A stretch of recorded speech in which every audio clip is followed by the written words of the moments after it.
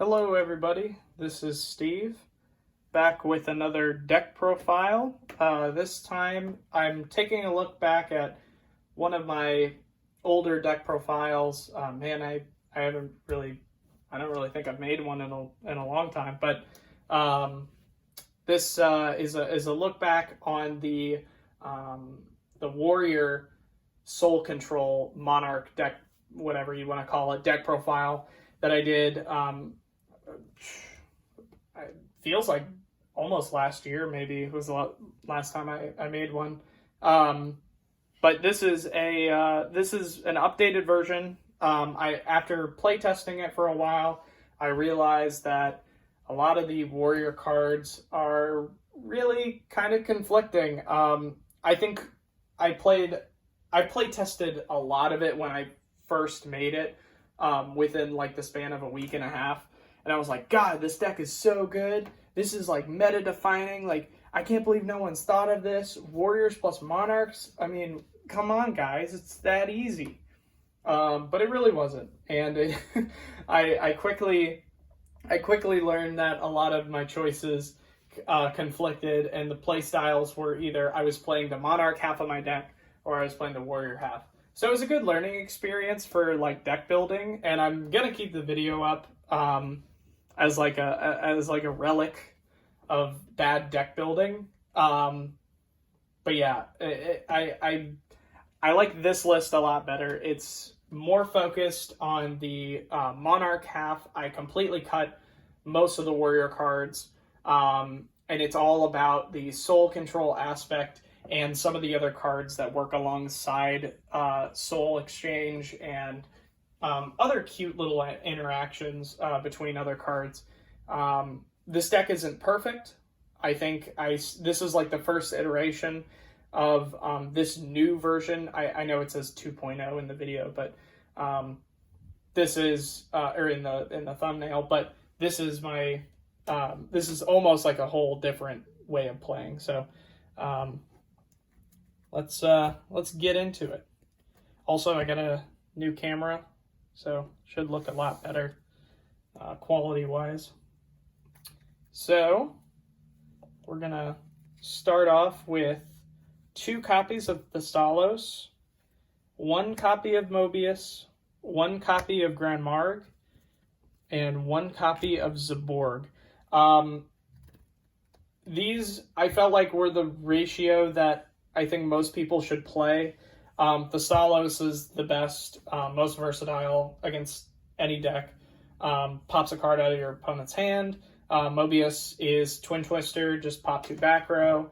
Grand Marg is pop a set card, and then Zaborg is pop a monster. So all of them are really good. Grand Marg is debatably the worst one, and I thought about cutting it, but I felt like this is the right ratio of tribute monsters. You could probably play a card more or a card less and get away with it. Some people will probably say like, oh, you're not playing enough tribute monsters, you play Thunder Dragon or blah blah blah. I also play 1 Jinzo, if that helps. But I feel like there are other win conditions in this deck outside of these cards. I know this is like our main win condition when playing this, but I feel like there's other ways that you can use soul control or soul exchange and brain control and still get advantage off of those cards without using your Monarchs. And the Monarchs, if you get more than 1 in your hand, you're kind of screwed. So that's why I play it like this. It's still, I don't know how I feel about the ratios exactly, but as it stands today, I feel like this is the right amount. Also, there's a lot of talk between the Monarch community that like a lot of the monster lineup is kind of up to preference. The only stipulation I have with that is the Thessalos should always be like take priority over these guys, because Grand Marg and Mobius can do the same thing. Zaborg, like, I mean, there's other like monster outs. Zaborg is a good like side card as well as extra copies of Mobius. But the Thessalos is like by far the best. I think if you play more than of this than this, then you're fine. So yeah, that's the tribute monsters. Moving on, we for other win conditions, 1 copy of BLS. BLS is BLS. In the last list, I wasn't really thinking about my light and dark targets as much, and I think that kind of led me astray. So I'm glad that I've changed this build a lot to focus more, not more towards BLS, but just having the ability to play BLS. So, and then also 1 copy of Sacred Phoenix of Nephthys. I like this card. In theory, I went back on it a few times. I cut it out of the deck. I put it back in. And I think right now I'm feeling pretty solid about it. The main thing that lowers it, in my opinion, is obviously the 2 tributes to summon it, but also the 2400 attack is not better than the Monarchs. But what it does do is it's able to be special summoned with a monster I'll show later on. But it also, its effect allows it to keep itself on the field. It plays around cards like Mirror Force, any kind of monster destruction. It just, being able to bring itself back to the board is super, super important. And having it be able to be special summoned fairly simply because of other cards in the deck, I think it's fair enough to put at 1. I mean, it's at 1 for a reason, you know. It's not a bad card. It's just, it's not your main win condition. It's good to put pressure on the board and have it out stuff, but it serves its purpose. And then for some of the guys that help you get into your Monarchs, 1 Spirit Reaper. This card's, I've gone back and forth on it as well. I think playing it at 1 is really important because it has utility being an offensive card and a defensive card. So I really like Spirit Reaper, and Spirit Reaper is honestly one of my favorite cards in GOAT, just because of its versatility. 3 copies of Pettin the Dark Clown. A lot of people don't like this card. A lot of people want to play Spy, which I think Spy is a good card too. But this card mixed with a few other cards in this deck, like Pettin does something, like has small interactions with other cards that like make it better than Spy in my opinion. Obviously the 1200 defense is really pathetic, and 500 attack is really dumb too. But the effect of it floating when it's sent to grave, not only by battle but by card effect, is really, really nice. And I think it's also a good card to just like sit on and then just have your opponent beat into it over and over and then still keep your monster. Where Spy doesn't really do that. Spy is more of a defensive wall that, I mean, a lot of, you know, when you're playing against a bunch of chaos, it doesn't matter because they're just going to punch over it with a chaos sorcerer. So I think I like Pettin a little bit better in this deck, but there's an argument to be made that you can play Spy, either 2 or 3, probably 2 though. And then for other floaters, 2 Apprentice Magician. I'm honestly surprised that this card isn't being played in more decks.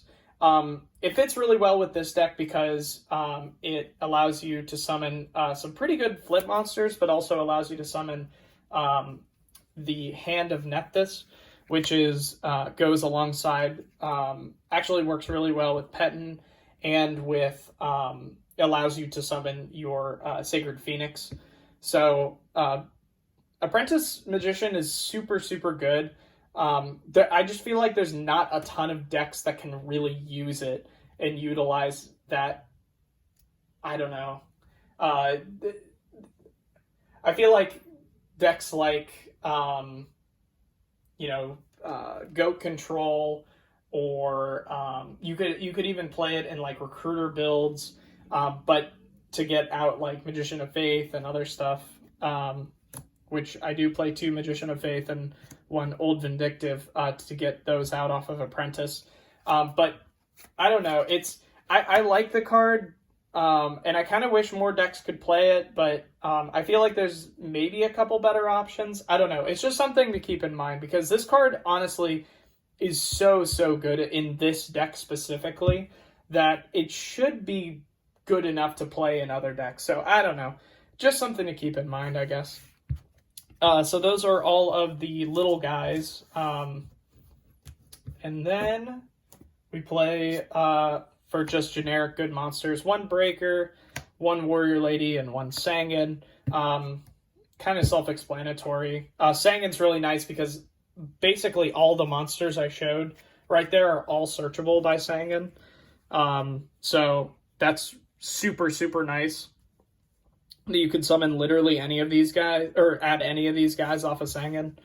And then, of course, Warrior Lady is, Warrior Lady, and Breaker's Breaker. So, also another nice interaction is that if you have, like, your Breaker just left on the field and you have Apprentice in your hand, you can go, so you have your Breaker already on the field. Let's say you use the counter last turn and popped a spell or trap, and you got Apprentice left in your hand. You can normal summon Apprentice, activate effect targeting the Breaker, and then Breaker gains another spell counter.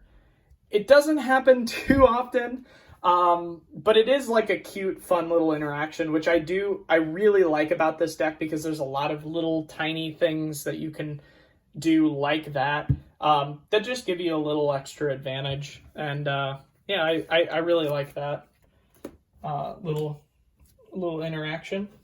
So that's all the monsters. And moving on to the spells, the main attraction, 2 Soul Exchange and 2 Brain Control. I was playing 3 Soul Exchange. I might bump it up to 3, but I felt like Brain Control already did enough, and there were times that I was drawing dead into both of these cards. So I tried to cut that out and play some other just generically good cards, like the floaters, like some of the other spells that I'll go into later. But yeah, Soul Exchange is still super busted, especially with a card that I overlooked when building this deck. I'll kind of move these off to the side because it'll be good to come back to these. 2 copies of Nobleman of Crossout. I don't know if you can see that. The glare. There we go. Knock is still Knock. It's really dumb, really good. Can't really complain or really say anything about that other than it's good. It is a little, because of Grand Marg, Knock is not as good because Grand Marg kind of already does that. Does Knock for Knock, I guess. So it's debatable. You could cut this to 1, but I personally like playing 2. It's a debatable choice. Also, Soul Exchange really can do what Nobleman does as well. 2 copies of Scapegoat.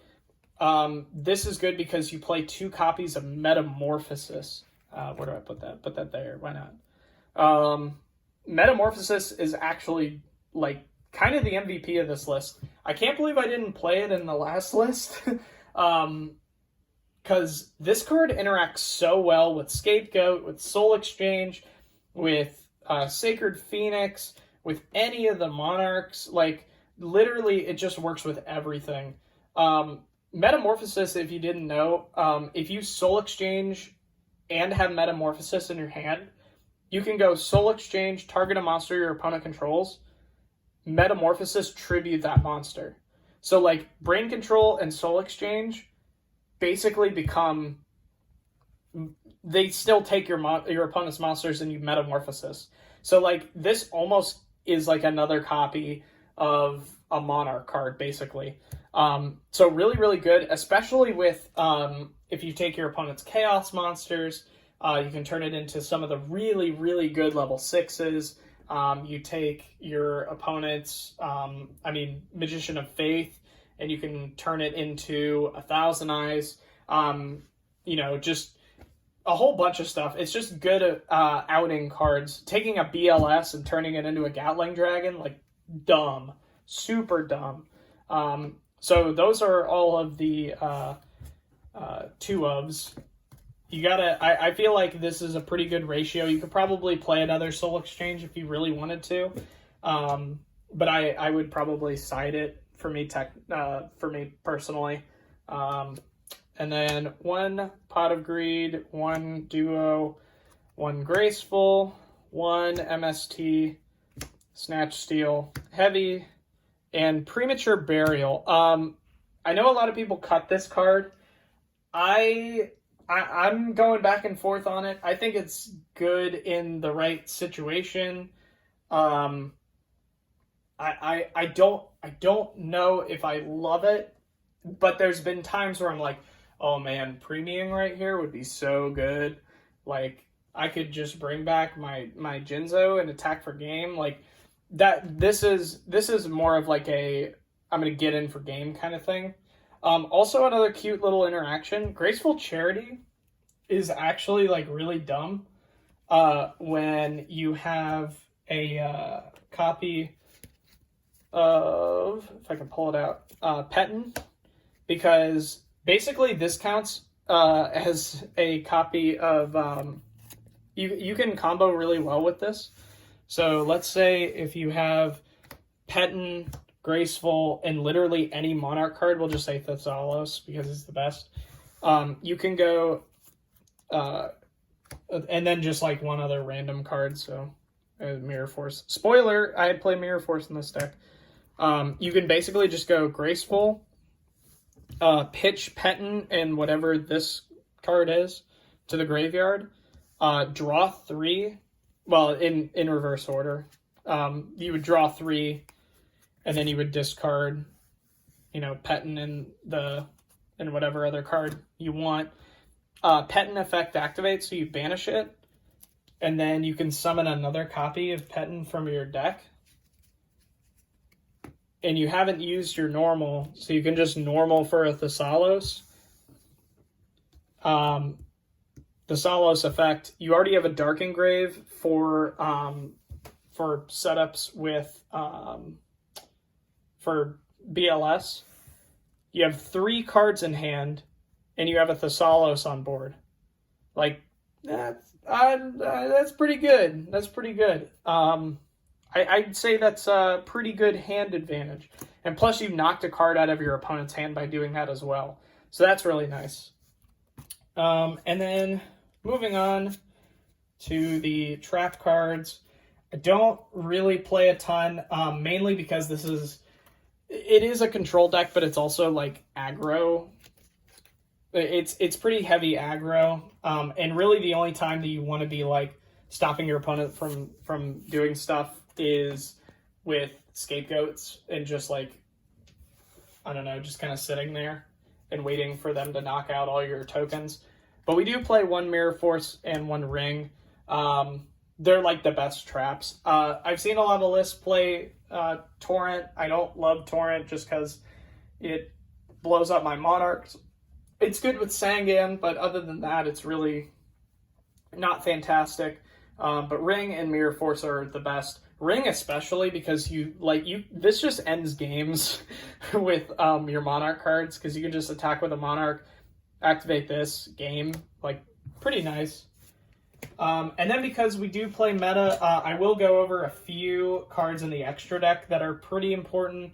The ratios on these can be whatever you really want it to be. Do play 1,000 Eyes, or at least 1,000 Eyes. You got to play 1,000 Eyes because of the Scapegoat tokens, and because of Magician of Faith. Dragoness the Wicked Knight is actually pretty important in this deck, because it can turn a Petin into a 1,200, which is honestly nothing to sneeze at, because it can get over a few things. I feel like that's good, and also it gets the Dark Engrave, so this is pretty important to play.